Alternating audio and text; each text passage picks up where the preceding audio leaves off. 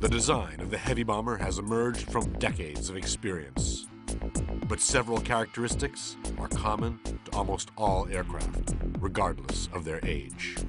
One of the groundbreaking aircraft to define the characteristics of the heavy bomber was the YB-17. Boeing built the aircraft, and 13 were purchased. The second bomb group at Langley, Virginia, took delivery of the first airplane in March 1937. The YB-17 could travel at a top speed of 256 miles an hour at an altitude of 14,000 feet. These aircraft had an impressive range of 3,320 miles. The YB-17 was an important aircraft.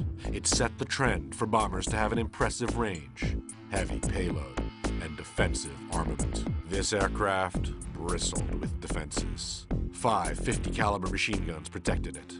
The bomb bay could carry over 7,900 pounds of bombs. The design features of the YB-17 and lessons learned from its deployment would be highly influential. They would provide the template for one of the most famous bombers of World War II, the B-17 Flying Fortress.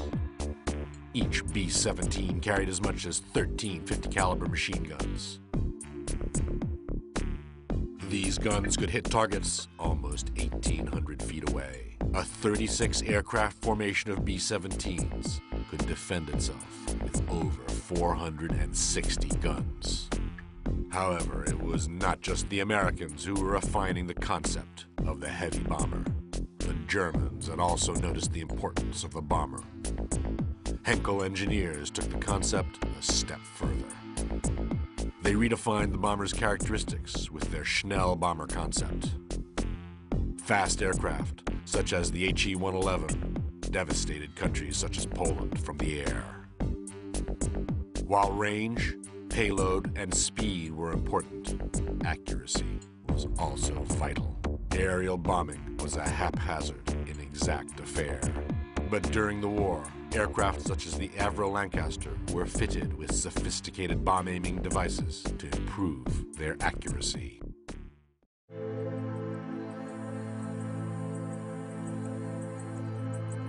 Towards the end of World War II, a single aircraft would combine the characteristics of speed, height, payload, and self-defense. In 1943, the Boeing B-29 Superfortress entered service with the U.S. Army Air Force. It had a streamlined, flush-riveted fuselage. It was the first production bomber to be pressurized, freeing the crew of their oxygen masks. It could travel at 300 miles an hour, powered by 4 2,500 horsepower radial engines driving 16-foot diameter propellers. The aircraft cruised at over 29,500 feet, and its weapons bay could carry over 19,000 pounds of bombs. The Superfortress defended itself with as many as 11 guns mounted inside remote-controlled turrets.